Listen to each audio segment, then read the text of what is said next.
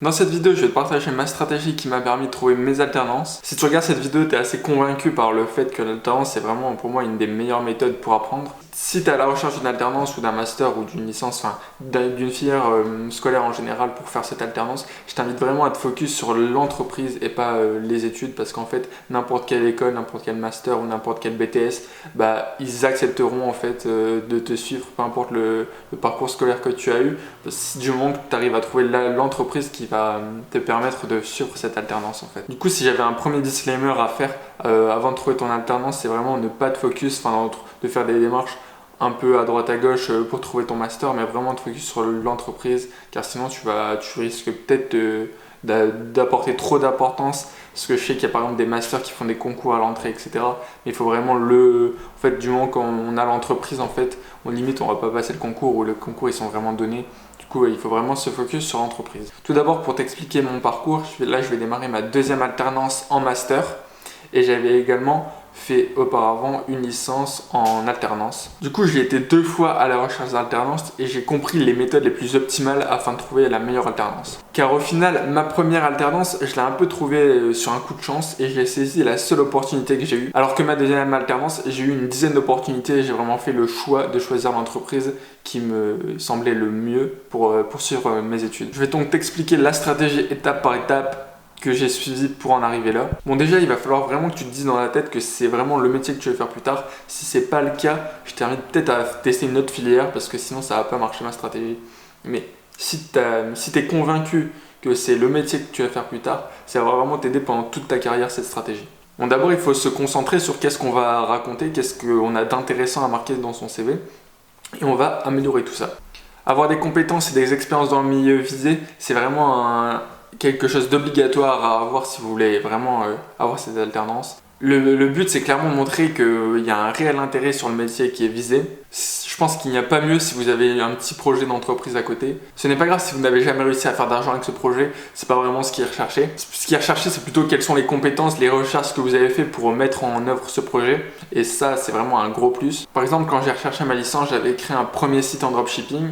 Et ça a vraiment surpris le recruteur et ça m'a vraiment démarqué des autres concurrents. Faut pas non plus vendre trop son projet, parce que le recruteur il peut penser que ça va nuire ensuite à l'alternance et que vous allez vous focus que sur le projet. Il faut vraiment que ça reste quelque chose d'à côté. Vous pouvez dire que vous avez commencé ça pendant vos études et que vous avez fait ça, et que si ça a marché c'est bien, et que si ça n'a pas marché c'est pas grave, mais vous pouvez montrer toutes les compétences que vous avez acquises et que du coup maintenant vous êtes apte à réaliser le poste en alternance. Il faut que vous montrez aussi que vous ayez un réel intérêt de choisir cette entreprise et cette formation, bien sûr. Que l'alternance et la formation, elle va vous pousser à aller au-delà de ces compétences et que vous allez apprendre de nouvelles encore compétences. Bon, après le projet d'entreprendre, il y a aussi un autre projet que vous pouvez mettre qui va réellement faire une vraie différence sur votre CV. C'est de trouver des formations hors scolaire et de les avoir suivies. Par exemple, moi, dans mon domaine, j'avais suivi une formation sur le SEO.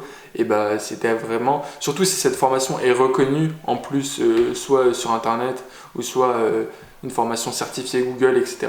ou d'autres formations dans votre domaine. C'est donc réellement un réel intérêt que vous ayez suivi des formations, mais surtout qu'ils soient de votre initiative et qu'ils soient hors scolaire, parce que ça montre vraiment que vous voulez faire ce métier et pas un autre. Bon, et le troisième pilier dans la partie contenu, c'est de maîtriser les logiciels que vous avez à maîtriser, enfin d'avoir au moins les bases. Bon, après ça dépend bien sûr des métiers, mais je pense qu'il y a bien des logiciels à maîtriser dans tous les secteurs d'activité. Du coup, c'est vraiment un vrai plus que vous ayez soit des bases sur un logiciel équivalent ou soit vraiment des bases sur le logiciel directement. Et ça, ça montre vraiment que vous avez choisi ce métier et que c'est vraiment quelque chose que vous avez pris au sérieux. Donc, pour résumer la partie contenu, le mieux c'est d'avoir une expérience entrepreneuriale, une ou deux formations que vous avez choisies et qui sont un minimum reconnues dans le secteur d'activité, plus la maîtrise de logiciels, mais il faut que ce soit bien sûr cohérent avec votre métier. Bon, alors voilà, maintenant que tu as le contenu, c'est vraiment ce qui va te prendre le plus de temps et c'est ce qui va te suivre au final dans toute ta carrière.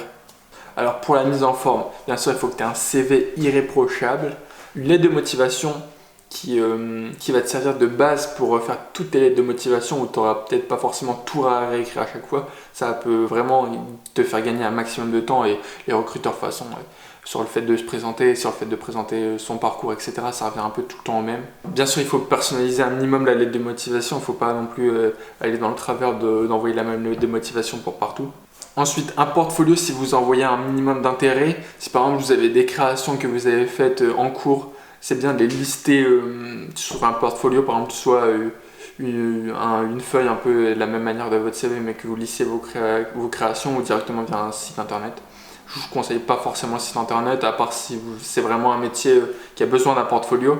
Mais si c'est juste un métier où il n'y a pas forcément besoin de portfolio, juste une feuille en plus du CV et la lettre de motivation avec votre portfolio, avec je sais pas 5 créations que vous avez faites en rapport avec le métier toujours. Un LinkedIn propre et à jour. Il faut vraiment qu'il se fasse professionnel un minimum et qu'il soit vraiment à jour. C'est pas forcément la chose la plus difficile et c'est pas non plus ce qu'il faut se concentrer en priorité, mais c'est toujours un plus. Pour vous raconter un peu mon expérience, moi j'avais ni site web ni portfolio en ligne, alors que je suis dans le digital, alors que ça se fait plutôt souvent. Mais vu que je suis pas dans la partie artistique, j'avais décidé de pas forcément d'avoir de portfolio et de site web. Mais ça n'a pas forcément nuit dans mes recherches parce que j'avais vraiment bien travaillé mon contenu, j'avais vraiment beaucoup de choses à raconter par rapport aux autres concurrents par exemple. Ça montre bien vraiment que la première étape c'est le contenu à ne pas négliger, la mise en forme ça reste un peu secondaire. Le truc qui est bien en fait c'est de vous lister un peu les élèves que vous avez en classe l'année dernière et de vous dire tous les points positifs que vous avez par rapport à ces élèves que vous pourrez mettre en avant sur votre CV. Bon, maintenant que vous avez du contenu et une mise en forme en béton, vous pouvez commencer les recherches. Alors pour ça, il y a 2 méthodes de recherche. Il y a les candidatures spontanées et les réponses à des offres d'emploi directement. Alors pour ma part, je conseillerais vraiment de répondre à des offres d'emploi directement car c'est là où vraiment tu auras le plus de résultats et le meilleur taux de réussite. Le seul problème à ça, c'est le secteur géographique. Si tu habites plus ou moins reculé d'une ville où il n'y a pas forcément les métiers que tu vises, bah là il va falloir que tu te dises que tu es prêt à déménager. De toute façon, comme je l'ai dit juste avant, si c'est vraiment que c'est à 100% le métier que tu veux faire, tu dois être prêt à déménager pour trouver ton alternance. Par exemple, moi j'habite en campagne, si je voulais trouver un métier dans le digital, il fallait plus ou moins que je me rapproche des grandes villes. Ma stratégie c'est de postuler à 5 offres minimum par jour. Le mieux en fait c'est d'être régulier parce que dès qu'il y a une offre qui va être postée, il y a des recruteurs qui vont être très très rapides concernant le recrutement. Du coup il faut vraiment être là au bon moment. Du coup il faut vraiment être régulier sur le long terme, regarder tous les jours sur son ordinateur s'il n'y a pas des nouvelles offres et essayer d'en postuler à 5. Je peux vous conseiller d'abord en priorité de postuler dans les offres directement d'alternance, c'est où vous avez la plus de chances de trouver, surtout si vous faites la différence avec les autres candidats. Les CDD et CDI, c'est bien aussi de postuler, pourquoi pas avec des arguments qui sont aussi pour l'alternance par rapport à un CDD ou CDI par exemple, qui est des aides de l'État, etc. Mais moi personnellement, j'ai eu beaucoup plus d'entretiens avec des offres directement qui étaient pour des alternances.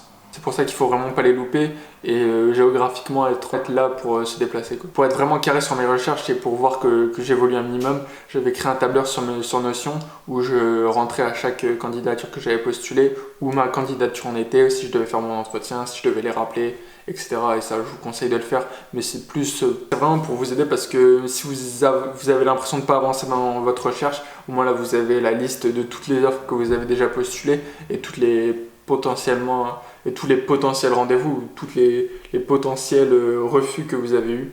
Et ça, je trouve que ça aide vraiment. Et dernièrement, si tu as des critères un peu sélectifs par rapport aux entreprises, par exemple si tu veux que ce soit une plus ou moins grande entreprise, si tu veux qu'il y ait forcément du télétravail, enfin ça dépend de ton secteur d'activité, si tu veux qu'il y ait des bénéfices dans l'entreprise que tu recherches absolument, je t'invite d'abord à élargir au maximum tes critères de recherche et vraiment de chercher vraiment au plus large. Moi je suis vraiment parti de la stratégie de faire un maximum d'entretiens, même si l'entreprise ne me plaît pas à 100%, pour avoir déjà cette habitude de préparer des entretiens et de les passer en vrai, pour que je sois de plus en plus à l'aise durant les entretiens. Et au final, au cours des entretiens, je me suis rendu compte que je voulais pas forcément une très grosse entreprise, alors que c'était pas forcément un de mes critères au début. Du coup, je t'invite vraiment à élargir au maximum tes critères si tu en as, et après de les affiner en fonction des entretiens que tu passes. Normalement, si tu suis ta stratégie étape par étape et que tu postules vraiment à beaucoup d'annonces, tu vas normalement avoir le choix de l'alternance. Enfin, tu vas vraiment soit trouver très rapidement et tu vas prendre la première entreprise venue que je ne conseille pas forcément, mais après à voir si tu as vraiment un coup de cœur pour cette alternance,